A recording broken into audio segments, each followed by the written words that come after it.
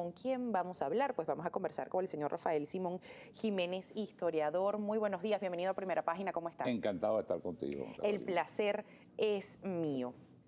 Una fecha importante, un antes y un después en la historia contemporánea de Venezuela, después de aquel 23 de enero de 1958.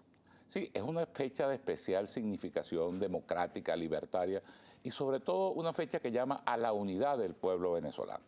Fíjate tú cómo se fraguó todo ese movimiento cívico-militar que va a dar al traste con la dictadura. En 1957, cuando la dictadura lleva ya 4 años, porque el régimen de los 10 años de dictadura militar hay que dividirlo en una primera etapa entre 1948, luego del golpe a Rómulo Gallegos, hasta la muerte del teniente coronel Carlos Delgado Charbot, presidente de la Junta de Gobierno. Luego viene el régimen de Germán Suárez Flamerich, que va a concluir, por cierto, con otra fecha de especial significación, que siempre se solapó en la historia, que es el 30 de noviembre de 1952, cuando convocada elecciones a una asamblea constituyente por la dictadura, creyendo que la iba a ganar, bueno, es desbancada en las urnas electorales por Jovito Villalba, por URD, que logró aglutinar a todo ese país que quería libertad. Totalmente inesperado. Inesperado. Entonces, allí Pérez Jiménez se ve obligado a dar un golpe frío, un golpe militar, y comienza lo que pudiéramos llamar ya la dictadura de Marcos Pérez Jiménez, los 5 años entre 1953 y 1958. En 1957 se van a producir una serie de acontecimientos que fraguan lo que fue el 23 de enero. En primer lugar, y eso hay que reconocerlo, el aldabonazo que en la conciencia de los venezolanos significa la pastoral de Monseñor Arias Blanco, que denuncia el mito que la dictadura había querido construir de que Venezuela estaba muy bien, de que Venezuela se estaba llenando de infraestructura, de que los venezolanos vivían muy bien. Es verdad que Pérez Jiménez desarrolló una serie de obras físicas, además que están allí, que son incontrovertibles, pero es verdad también, y lo denuncia la iglesia en esa pastoral, las condiciones de miseria, de pobreza en que vivía la mayoría del país y particularmente los sectores trabajadores. Esa pastoral de Monseñor Arias Blanco, que se lee, bueno, eso fue un trabajo progresivo que se hizo a partir de una serie de las conexiones de la iglesia abajo, en los sectores trabajadores.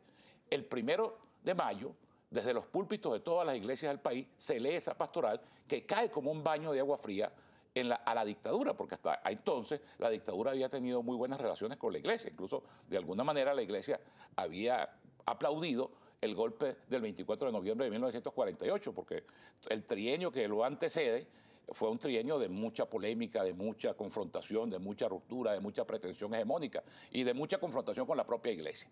Entonces, en 1957, la iglesia se deslinda de aquello y Monseñor Arias Blanco, por cierto, es llamado al Ministerio del Interior, porque no se te olvide que todas las dictaduras y los regímenes que se le parecen quieren utilizar la intimidación, el miedo, el amedrentamiento. El ministro Laureano Vallenilla Lán llama a su despacho a Monseñor Arias Blanco y Monseñor Arias Blanco le contesta: le voy a hablar como un sacerdote que solo teme al poder de Dios. Es decir, lo desafía. Contundente, además. Muy contundente. Bueno, ese es un primer aldabonazo.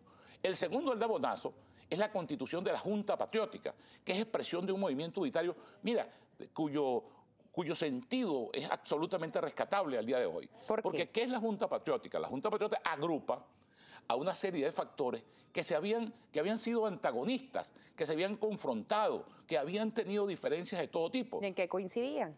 Coincidían en la necesidad de esto, de gestar un movimiento que le abriera a Venezuela de nuevo las puertas a la democracia y a la libertad. Ahí coinciden desde la Iglesia Católica hasta el Partido Comunista. Imagínate tú que tenían diferencias no solamente políticas, sino ideológicas, religiosas, materiales e inmateriales. Y esa Junta Patriótica se va a convertir en un gran factor de movilización de todas las fuerzas de la sociedad. Nos quedan 2 puntos, sí. 2 puntos, porque usted me habló de 4. La primera tiene que ver con las conexiones de la pastoral con las clases obreras, constitución de la Junta Patriótica, que agrupa todas las diferencias y buscaron coincidir. El tercer y cuarto punto, porque es el corte obligatorio, me lo va a explicar en la próxima parte.